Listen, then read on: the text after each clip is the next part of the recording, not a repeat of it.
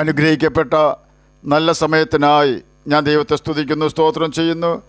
ദൈവവചനം ശ്രവിച്ചുകൊണ്ടിരിക്കുന്ന എല്ലാ ദൈവമക്കൾക്കും വീണ്ടും വരാമെന്ന് അരുളി ചെയ്തവനായ കർത്താവായ യേശു ക്രിസ്തുവിൻ്റെ ധന്യനാമത്തിൽ ഞാൻ എൻ്റെ സ്നേഹവന്ദനം അറിയിക്കുന്നു. ഇന്ന് നാം പഠിക്കുവാൻ തുടങ്ങുന്നത് 1-ാം സങ്കീർത്തനമാണ്.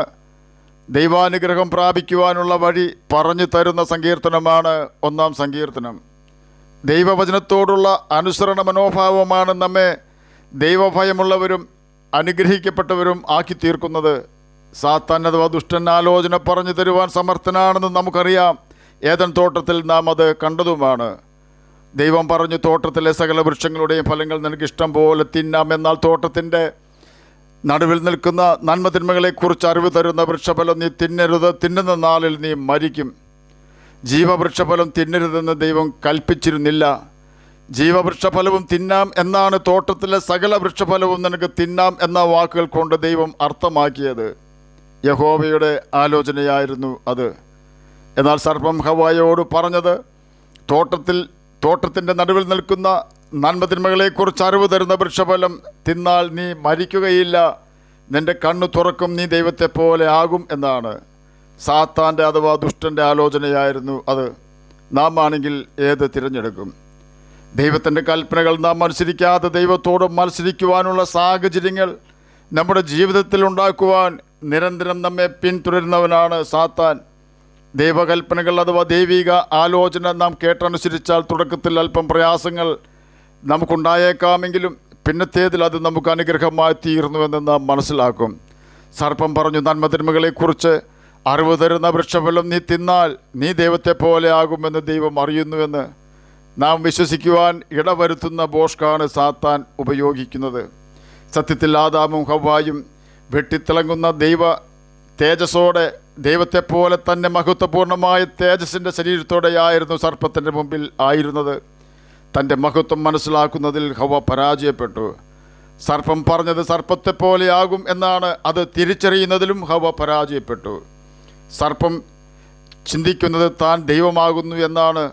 സാത്താൻ മനുഷ്യരെ താൻ ദൈവമാണെന്ന് തെറ്റിദ്ധരിപ്പിച്ചുകൊണ്ട് ആരാധന സ്വീകരിക്കുകയും ജനത്തെ വഞ്ചിച്ചുകൊണ്ടിരിക്കുകയും ചെയ്യുന്നു. ദൈവവചനമായ ബൈബിൾ പഠിപ്പിക്കുന്ന വ്യക്തികൾ പാപം ചെയ്യുന്നവരാണെങ്കിൽ അവർക്ക് ശരിയാവണ്ണം ദൈവവചനം പഠിപ്പിക്കുവാൻ സാധിക്കുകയില്ല. ആകയാൽ പഠിപ്പിക്കുന്ന ദൈവവചനം ശരിയാവണ്ണം പഠിപ്പിക്കേണ്ടതിന് ദൈവാത്മാവിൻ്റെ ശക്തിയിൽ ആശ്രയിച്ചുകൊണ്ട് വേണം വചനം പഠിപ്പിക്കുന്നവർ പഠിപ്പിക്കുവാൻ. അതല്ല എങ്കിൽ തെറ്റായ രീതിയിൽ നാം വചനം പഠിപ്പിക്കുകയും ന്യായവിധിക്ക് നാമും നമ്മെ പഠിക്കുന്നവരും യോഗ്യരായി തീരുകയും ചെയ്യും. അതുകൊണ്ടാണ് പൗലോസ് എഴുതിയത്, നിന്നെ തന്നെയും ഉപദേശത്തെയും സൂക്ഷിച്ചുകൊള്ളുക, എന്നാൽ നീ നിന്നെയും നിൻ്റെ പ്രസംഗം കേൾക്കുന്നവരെയും രക്ഷിക്കും. 1 തിമോത്തിയോസ് 4-ാം അധ്യായം 16-ാം വാക്യത്തിലാണ് ഇത് രേഖപ്പെടുത്തിയിരിക്കുന്നത്. പഠിപ്പിക്കുന്നവർ ശരിയായാണോ പഠിപ്പിക്കുന്നത് എന്ന് പഠിക്കുന്നവരും ശ്രദ്ധിക്കണം.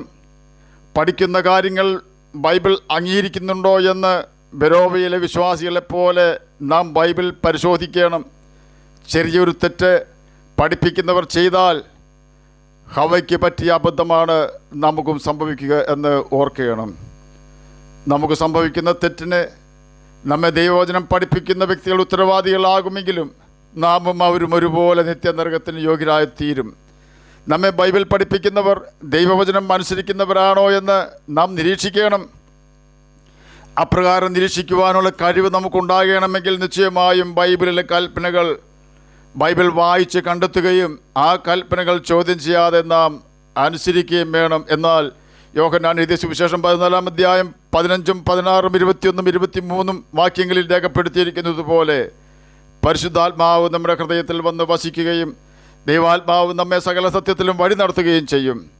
എന്നാൽ തെറ്റായ രീതിയിൽ പഠിപ്പിക്കുന്ന വചനവും തെറ്റായി പഠിപ്പിക്കുന്ന വ്യക്തികളും പിടിക്കപ്പെടുകയും നാം രക്ഷിക്കപ്പെടുകയും ചെയ്യും. നിത്യതയെ ബാധിക്കുന്ന കാര്യങ്ങളാണ് നാം കേട്ടുകൊണ്ടിരിക്കുന്നത്. നാം മരിച്ചതിന് ശേഷം യാതനാസ്ഥലത്തും ഗന്ധകം കത്തുന്ന നിത്യ നരകത്തിലും എത്തിയതിന് ശേഷം നമുക്ക് വേണ്ടി ആരെല്ലാം പ്രാർത്ഥിച്ചാലും നാം രക്ഷപ്പെടുകയില്ല എന്ന് നമ്മുടെ ആത്മാവിൻ്റെ മേൽ അധികാരമുള്ള കർത്താവായ യേശു ക്രിസ്തു ലൂക്കോസ് എഴുതിയ സുവിശേഷം 16-ാം അധ്യായത്തിലെ ധനവാന്റെയും ലാസറിൻ്റെയും ഉപമയിൽ കൂടി പഠിപ്പിച്ചിട്ടുണ്ട് എന്ന് നാം ഓർക്കണം. ബൈബിൾ തെറ്റായി പഠിപ്പിച്ച് നിത്യനരകത്തിൽ നമ്മെ എത്തിക്കുവാൻ സാത്താനും സാത്താനെ അനുസരിക്കുന്നവരും സദാ ശ്രമിച്ചുകൊണ്ടിരിക്കുകയാണെന്ന് നാം ഓർക്കാതിരിക്കരുത്. എന്ത് വില കൊടുത്തും ദുഷ്ടന്മാരുടെ ആലോചന പ്രകാരം നാം നടക്കുന്നില്ല എന്ന് ഉറപ്പ് വരുത്തണം. കാരണം അത് നമ്മെ പാപത്തിലേക്കും മുടക്കും നിത്യനരകത്തിലേക്കും എത്തിക്കും. ദാവീദ് ദൈവത്തിൻ്റെ കൽപ്പനകൾ അനുസരിച്ചുകൊണ്ട് ദൈവത്തിൻ്റെ ആലോചനയ്ക്ക് ശുശ്രൂഷ ചെയ്തു എന്ന് അപ്പോസ്തല പ്രവൃത്തികൾ 13-ാം അധ്യായം 36-ാം വാക്യത്തിൽ രേഖപ്പെടുത്തിയിരിക്കുന്നു. എന്നാൽ ദാവീദിന് മുമ്പ് ഇസ്രായേൽ ഭരിച്ചിരുന്ന ശൗൽ രാജാവ് ദൈവകൽപ്പനകൾ അനുസരിക്കാതെ ജീവിക്കുകയും ദൈവത്തിൻ്റെ ആലോചനയ്ക്ക് ശുശ്രൂഷ ചെയ്യാതിരിക്കുകയും ചെയ്തു. ഒടുവിൽ അവൻ്റെ എല്ലാ തലമുറകളും താൻ തന്നെയും ഗിൽബോവ പർവ്വതത്തിൽ തകർന്നുപോയി. ദൈവകൽപ്പനകൾ അനുസരിക്കുവാൻ നാം വൈമനസ്യം കാണിച്ചാൽ, താല്പര്യക്കുറവ് കാണിച്ചാൽ, ആ നിമിഷം തന്നെ ദുരാത്മാവ് നമ്മുടെ അടുത്ത് വരും. അവൻ നമ്മുടെ മുമ്പിൽ വന്നാൽ സകലവിധ അശുദ്ധിയും നമ്മുടെ ശ്രദ്ധയിൽപ്പെടുത്തും. ആ സമയം നമുക്ക് അത് കണ്ണിന് മനോഹരമായി തോന്നും, കാതിന് ഇമ്പമായും തോന്നും. ഓർക്കുക, നമ്മുടെ കഷ്ടകാലം കണ്ട് ആനന്ദിക്കുവാൻ സാത്താൻ ഇഷ്ടപ്പെടുമ്പോൾ നമുക്കൊരു ശുഭഭാവി വരുവാൻ, നാം ദൈവമക്കളായി തീരുന്നത് കാണുവാൻ നമ്മുടെ സ്വർഗീയ പിതാവ് തൻ്റെ ഓമനപുത്രനെ യാഗം കഴിച്ചുകൊണ്ട് കാത്തിരിക്കുകയാണ്. ഹവ ദൈവത്തെ കള്ളനാക്കിക്കൊണ്ട് ദൈവം നിരോധിച്ച പഴം പറിച്ചു തിന്ന് തൻ്റെ ഭർത്താവിനെ കൊണ്ട് തീറ്റിച്ചു. ആദാമും ഹവ്വായും നഗ്നരായപ്പോഴാണ് സാത്താൻ്റെ കെണിയിൽ വീണ കാര്യം അവർ തിരിച്ചറിഞ്ഞത്. നാം നമ്മുടെ ജീവദാതാവിനെ അനുസരിച്ചാൽ അവൻ തൻ്റെ ദിവ്യസമാധാനത്താൽ നമ്മെ നിറയ്ക്കും. എന്നാൽ നാം ദുഷ്ടന്മാരുടെ തെറ്റായ പഠിപ്പിക്കലുകളും തെറ്റായ ഉപദേശങ്ങളും പഠിച്ചുകൊണ്ട് ദൈവവചനത്തോട് അനുസരണക്കേട് കാണിച്ചാൽ നാം മരിച്ചതിന് ശേഷം മാത്രമേ നാം ദൈവകൽപ്പന ലംഘിച്ചതിൻ്റെ പ്രതിസന്ധി ശരിയാവണ്ണം മനസ്സിലാക്കുകയുള്ളൂ. അതുകൊണ്ടാണ് ബൈബിൾ പഠിപ്പിക്കുന്നത്. അതുകൊണ്ടാണ് ബൈബിൾ വായിക്കുകയും അനുസരിക്കുകയും ദൈവകൽപ്പനകൾ അനുസരിച്ച് ജീവിക്കുകയും ചെയ്യണമെന്ന് കർത്താവ് നമുക്ക് ബുദ്ധി ഉപദേശം തരുന്നത്. സാത്താൻ്റെ കെണിയിൽ നിന്നും പാപത്തിൽ നിന്നും രക്ഷപ്പെടുവാൻ എന്ത് ചെയ്യണമെന്ന് 1-ാം സങ്കീർത്തനം 2-ാം വാക്യത്തിൽ രേഖപ്പെടുത്തിയിരിക്കുന്നു. യഹോവയുടെ ന്യായപ്രമാണത്തിൽ സന്തോഷിച്ച് അവൻ്റെ ന്യായപ്രമാണത്തെ രാപ്പകൽ ധ്യാനിക്കുന്നവൻ ഭാഗ്യവാനാണെന്ന് അതിൽ രേഖപ്പെടുത്തിയിട്ടുണ്ട്. ലോകസുഖവും ലോകസന്തോഷവും നാം ഉപേക്ഷിക്കുവാൻ തയ്യാറായാൽ മാത്രമേ ദൈവിക സമാധാനത്തിലും ദൈവത്തിൻ്റെ വചനത്തിലും സന്തോഷിക്കുവാൻ നമുക്ക് സാധിക്കൂ. മത്തായി സുവിശേഷം 10-ാം അധ്യായം 36 മുതൽ 39 വരെയുള്ള വാക്യങ്ങൾ ഇതിനെക്കുറിച്ച് സവിസ്തരം പ്രസ്താവിച്ചിരിക്കുന്നു. ലോകസ്നേഹം ദൈവത്തോട് ശത്രുത്വമാണെന്ന് യാക്കോബിന്റെ ലേഖനം 4-ാം അധ്യായം 4-ാം വാക്യത്തിലും രേഖപ്പെടുത്തിയിട്ടുണ്ട്. ഈ ഭൂമിയിലെ നമ്മുടെ വാസം ചെറിയൊരു രോഗത്തിന് പോലും അവസാനിപ്പിക്കുവാൻ കഴിയുമെന്ന യാഥാർത്ഥ്യം നാം ഒരിക്കലും മറന്നു പോകരുത്. 1-ാം സങ്കീർത്തനം 2-ാം വാക്യത്തിൽ യഹോവയുടെ ന്യായപ്രമാണം രാപ്പകൽ ധ്യാനിക്കണമെന്ന് രേഖപ്പെടുത്തിയിരിക്കുന്നതിൻ്റെ അർത്ഥം സീക്കിംഗ് ഗൈഡൻസ് ഫോർ ലൈഫ്, അഥവാ നമ്മുടെ ജീവിതത്തിൻ്റെ വഴികാട്ടിയായി ദൈവത്തിൻ്റെ കൽപ്പനകൾ ഉപയോഗിക്കുക എന്നാണ്. പൊട്ടച്ചൽ കളിവാക്ക് നമ്മുടെ ജീവിതത്തിൽ അരുതെന്ന് ലേഖനങ്ങളിൽ വായിക്കുവാൻ കഴിയും. ഈ രണ്ട് കാര്യങ്ങളും നമ്മെക്കൊണ്ട് കെയർലെസ് വേർഡ്സ് അഥവാ നിസാര വാക്കുകൾ പറയിപ്പിക്കും. ഓർക്കുക, മനുഷ്യൻ പറയുന്ന ഏത് നിസാര വാക്കിനും കണക്ക് ബോധിപ്പിക്കേണ്ടി വരും എന്ന് ബൈബിൾ മുന്നറിയിപ്പ് നമുക്ക് തരുന്നുണ്ട്. അതുപോലെ തന്നെ സകല മനുഷ്യരെയും കണ്ണടച്ച് വിശ്വസിക്കുന്ന വ്യക്തികൾ ദൈവകൽപ്പന ലംഘിക്കുകയാണ് ചെയ്യുന്നത്. പ്രത്യേകിച്ച് ബൈബിൾ പഠിപ്പിക്കുന്ന വ്യക്തികളെ കണ്ണടച്ച് വിശ്വസിച്ചുകൊണ്ട് തെറ്റായ വിധത്തിൽ നാം വചനം പഠിക്കരുത്. അത് നമുക്ക് നാശം മാത്രമേ വരുത്തുകയുള്ളൂ. ഒരു സഹോദരനെയും വിശ്വസിക്കരുതെന്ന് ബൈബിൾ നമ്മെ പഠിപ്പിക്കുന്നുണ്ടെന്ന് നാം ഓർക്കണം. സഹോദരന്മാർക്കെതിരെ ഹൃദയത്തിൽ നാം ദോഷം ചിന്തിക്കരുതെന്ന് സക്കറിയാ പ്രവചനം 7-ാം അധ്യായം 10-ാം വാക്യത്തിലും സക്കറിയാ പ്രവചനം 8-ാം അധ്യായം 17-ാം വാക്യത്തിലും രേഖപ്പെടുത്തിയിരിക്കുന്നതിനാൽ നാം ആർക്കെതിരെയും ഹൃദയത്തിൽ ദോഷം ചിന്തിക്കരുത്. കാരണം ഇതെല്ലാം ദൈവം വെറുക്കുന്ന പാപമാണ്. ഇങ്ങനെയാണ് ബൈബിൾ വായിച്ച് നാം അനുസരിക്കേണ്ട കാര്യങ്ങൾ കണ്ടെത്തി നമ്മുടെ ജീവിതത്തിൽ പകർത്തേണ്ടത്. ഇതിനെയാണ് ന്യായപ്രമാണം ധ്യാനിക്കുക എന്ന വാക്കുകൊണ്ട് ദൈവം അർത്ഥമാക്കുന്നത്. ചില ഉദാഹരണങ്ങൾ ഞാനിവിടെ പ്രസ്താവിച്ചു എന്നേ ഉള്ളൂ. ബൈബിൾ തുടക്കം മുതൽ അവസാനം വരെയും നാം തുടർച്ചയായി വായിക്കുമ്പോൾ ദൈവം സകലതും നമുക്ക് വെളിപ്പെടുത്തി തരികയും ദൈവാത്മാവ് നമുക്ക് സകലതും ഓർപ്പിച്ച് തന്നുകൊണ്ട് സകല സത്യത്തിലും നമ്മെ വഴി നടത്തുകയും ചെയ്യും. നാം ദൈവാത്മാവിനെ അനുസരിക്കണമെന്ന് മാത്രം. നാം ദൈവാത്മാവിനെ അനുസരിച്ചാൽ ജഡത്തിൻ്റെ പ്രവൃത്തികൾ നിവർത്തിക്കുകയില്ല, അഥവാ ജഡത്തിൻ്റെ പ്രവൃത്തികൾ ചെയ്യുകയില്ല. യോശുവ 1-ാം അധ്യായം 7-8 വാക്യങ്ങളിലും ഇതിനെക്കുറിച്ച് രേഖപ്പെടുത്തിയിട്ടുണ്ട്.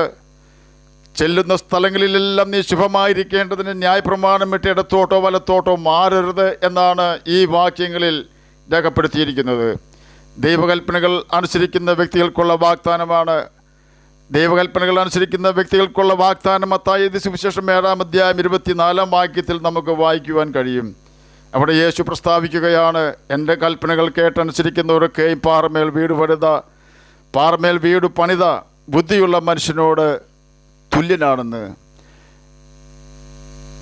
കഷ്ടതകളാകുന്ന വൻമഴ ചൊരിഞ്ഞാലും പ്രതികൂലങ്ങളാകുന്ന നദികൾ പൊങ്ങിയാലും സകല പ്രതീക്ഷകളും മറ്റുപോയി എന്ന് പറയുവാൻ തക്ക കൊടുങ്കാറ്റ് നമ്മുടെ ജീവിതപ്പടകിൽ ആഞ്ഞു വീശിയാലും നാം കർത്താവിൻ്റെ കൽപ്പനകൾ അനുസരിക്കുന്നവരാണെങ്കിൽ ഒരിക്കലും യേശുവിനെ നാം തള്ളിക്കളഞ്ഞ് പാപത്തിലേക്കും ലോകസുഖത്തിലേക്കും പോവുകയില്ല. കാരണം നാം നേരിടുന്ന സകല പ്രതികൂലങ്ങളും നമ്മുടെ ജീവിതത്തിൽ വരുന്നതിനുള്ള കാരണം യേശു നമുക്ക് വെളിപ്പെടുത്തി തരും. തന്നെയുമല്ല, നാം നിൽക്കുന്ന ക്രിസ്തു എന്ന പാറയെ തകർക്കുവാൻ സാധിക്കുന്ന ഒരു പ്രതികൂല കാറ്റും ഈ പ്രപഞ്ചത്തിലില്ല.